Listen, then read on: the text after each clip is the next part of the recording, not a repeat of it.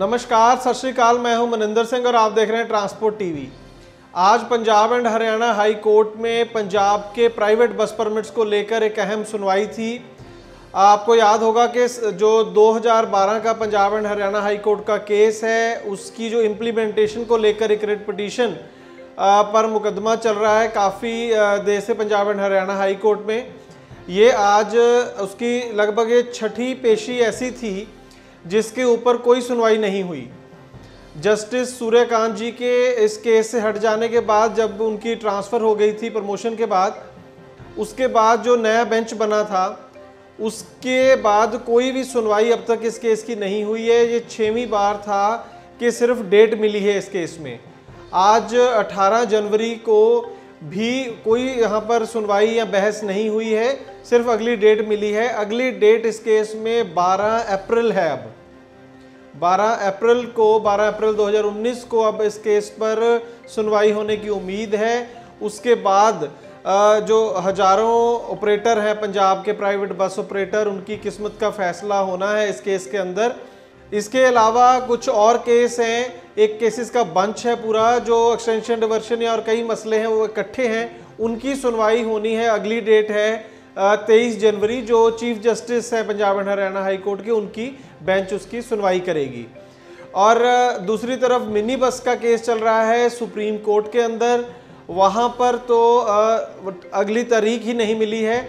नवंबर के बाद वहाँ पर कोई तारीख अब तक नहीं मिली है, इंतज़ार में है ऑपरेटर्स जिनके, क्योंकि पंजाब के जो मिनी बस ऑपरेटर हैं ज़्यादातर को इलीगल करार दे दिया गया था। और उसके बाद एक पंजाब गवर्नमेंट का पीछे दिन ऑर्डर आया जिसमें कहा गया था कि कुछ श्रेणियां ऐसे हैं, कुछ परमिट ऐसे हैं जिनको रिन्यू किया जा सकता है।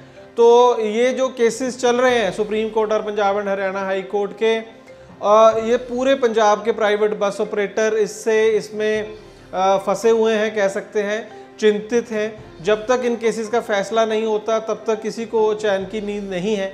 लेकिन दूसरी तरफ कोर्ट्स के अंदर डेट पर डेट ही मिल रही है, तो अच्छा होगा अगर इन केसेस का जल्द निपटारा हो और ऐसे फैसले आएँ जिससे जो प्राइवेट बस ऑपरेटर्स हैं, जो सालों से अपने परमिट चला रहे हैं, वो चलाते रहें और अपना जो रोजी रोटी है वो कमाते रहें।